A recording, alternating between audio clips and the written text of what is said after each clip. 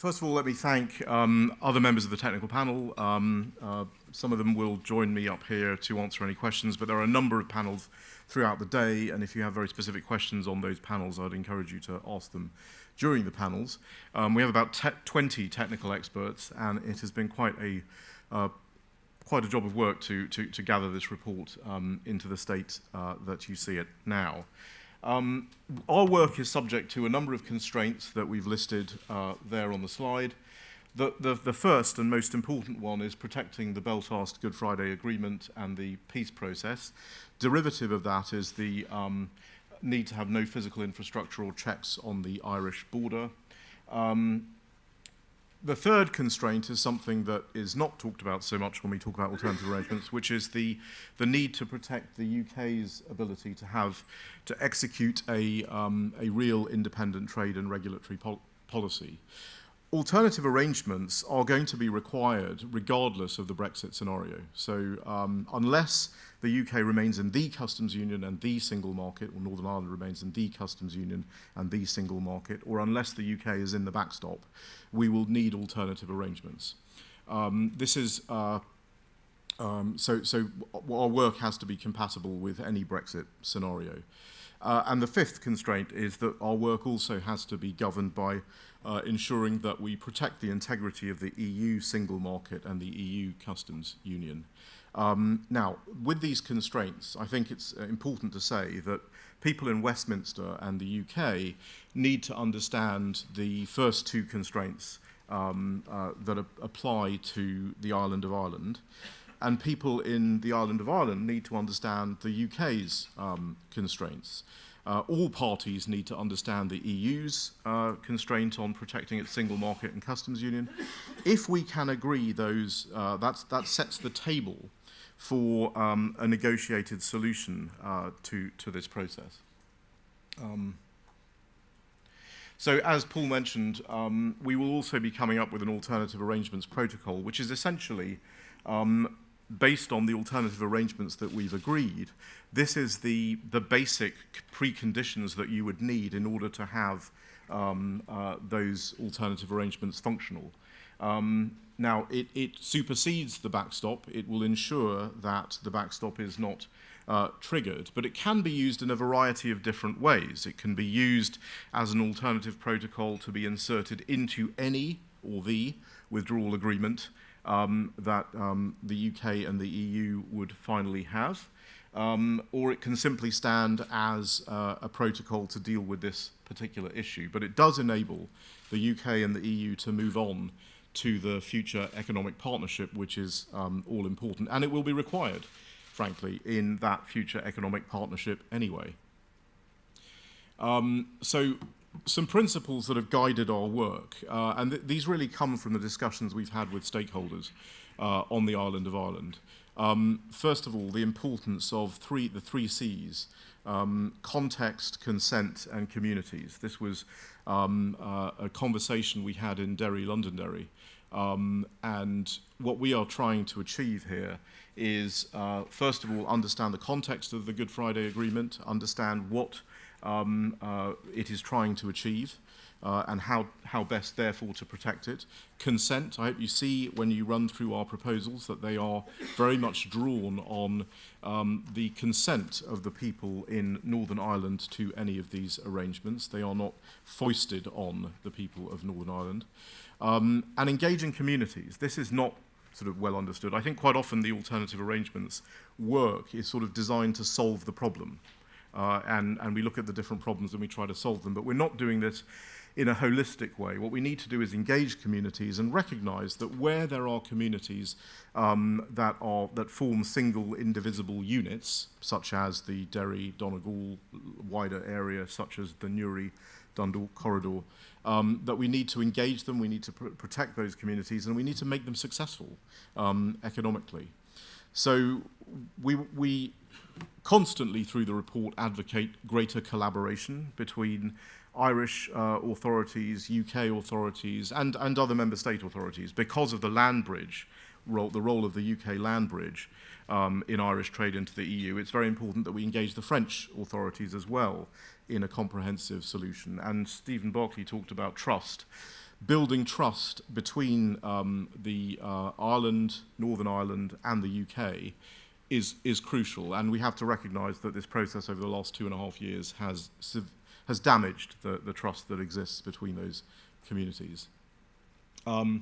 So what we're suggesting is a series of solutions. There's no one size fits all. There's no silver bullet that fixes everything. We are focused at the beginning of the report on the Good Friday Agreement, how we protect the Good Friday Agreement, the economy across the border, what that actually looks like. But we start with people in the common travel area, largely because we found in our discussions in Northern Ireland and in the Republic of Ireland that this is not widely understood, and that people are still confused about the role of the common travel area and people movements. So we've even though we don't think this is especially controversial, we have discussed it in the report.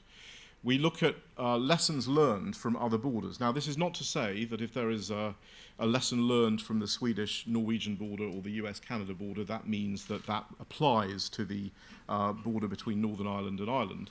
But it does mean that there are important lessons that we can learn. For example, on the US-Canada border, the role of a particular trusted trader programs such as CSA Platinum, which enable you, essentially, if you're a large enough trader and a trusted enough trader, not to deal with customs really at all.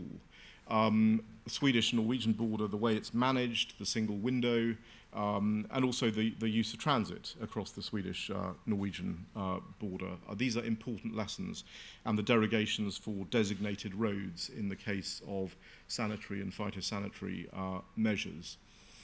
We then look at special areas. Now, there's been a lot of discussion about special areas, economic zones, regulatory areas.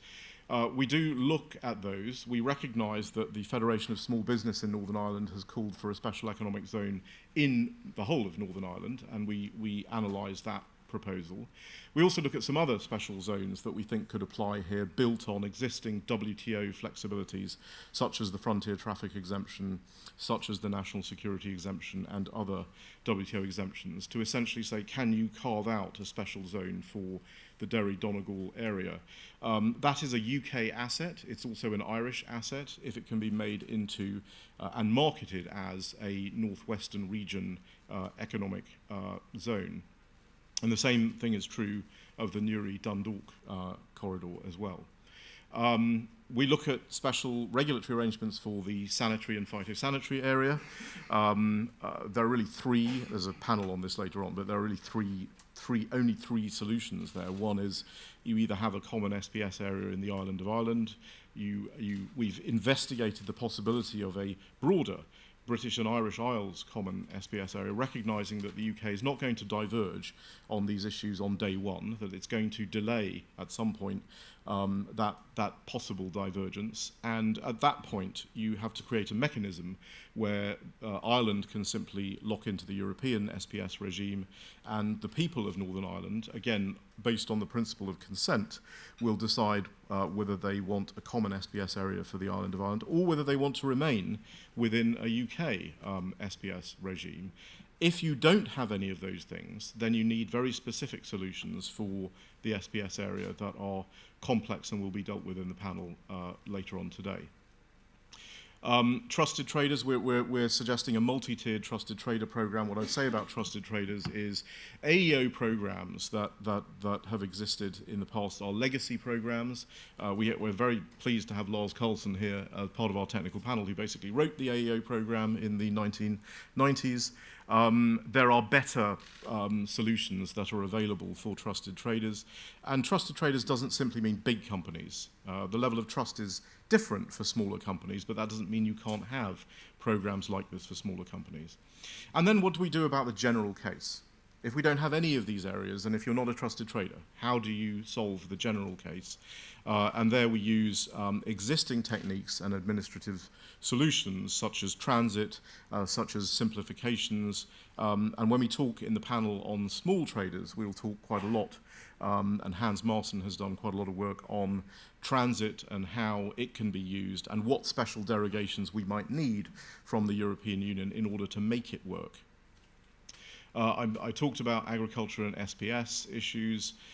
In terms of technical barriers, let me make one sort of threshold comment on this, which is we need to differentiate between customs registration procedures, electronic submissions, things that people fill in on their computers, such as VAT registrations, for example, and actual checks. So we're quite careful about this in the report, that we're not talking about, when we say checks, we mean physical checks which are sparing, which are intelligence-led, which are data-led, and need to, again, as we say in our operationalizing chapter, need to be done with the consent of relevant communities.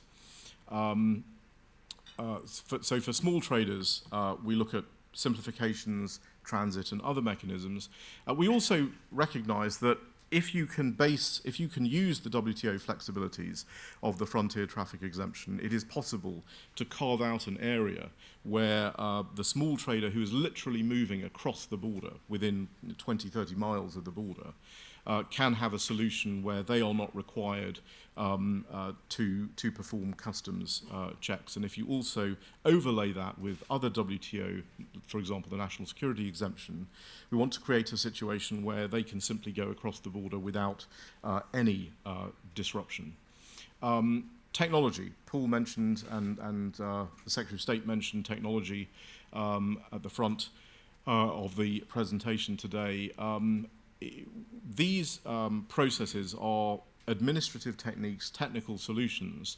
They are not driven by technology, but at the same time, it would be equally absurd to say technology plays no role at all in this. If you go to any seamless border discussion anywhere in the world, and Tony and Lars and I were recently in DC talking about this, technology is all they're talking about. So it is, we must recognize that technology does exist, and that the UK and Ireland are somewhat behind the curve in terms of the technology that is applicable and is used in other countries. Operationalizing the recommendations, that is a significant chapter in our report, and it talks about how customs agencies in particular, but other border agencies as well, need to collaborate, need to cooperate, and they need to do this now. We have seen a good 2.5 years of very little proper collaboration and cooperation, and we're not going to be able to move the ball forward if that cooperation continues to be as stifled as it has been so far. So, lighthouse projects. So in any trade negotiation, in any discussion of these sorts of things, one will often have so-called lighthouse projects, which are things that you can do even as you are negotiating these different things. And these two lighthouse projects we think are important and which we advocate are the special economic zone in the Derry-Donegal area. You already have the local councils working together in a legal system. Again, it is to be regarded as a UK and Irish asset, and it needs to be marketed that way. There are great opportunities that border communities have simply by being on the border. So far in the island of Ireland, this has been a disadvantage. We need to get into a world where some of these projects are actually advantages, and the Newry-Dundalk corridor also is important in this respect. Now, I'll close on the timeline, because people talk a lot about time and how long things will take. And I think it's very important to see that there are certain things you do in the short term, there are certain things you do in the medium term, there are certain things that will require longer term. What I would say about the short term, 6 to 9 months, is that the time that we're setting out here is not because it takes this length of time to draft these kinds of solutions, but rather we will need to negotiate them. We will need to negotiate mutual recognition agreements with the EU on trusted trader. We will need derogations, as we have suggested there, for the transit case, for the general case, and these will take time to negotiate. We don't think they'll take a lot of time. We don't think they're massive derogations. We don't think they're big asks from the EU. And we think they are consistent with the principle of protecting the EU's single market and customs union. There are other things that will take slightly longer, and private sector readiness is a big part of this. The private sector has to be ready for all of these things. They have to understand all of these things, and that will take a little bit longer. But some of the technology that I put on the longer term box, I would just reiterate that this technology already exists. even the most advanced technologies listed in that box, such as the Trade Lens program on the US-Canada border, which is based on blockchain, already exists.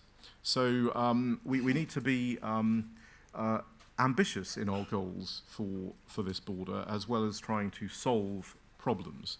What we've done in terms of solving problems is look at different constituencies, big companies, small companies, people who are moving across the border, small service providers that are moving across the border, and try to systematically eliminate the problems that they face. But as we do this, we need to recognize that much of this technology is already being used all over the world. And I'll just point out in closing, single window, which is the idea of the trader having a single point of interface with the customs and other regulatory bodies and agencies.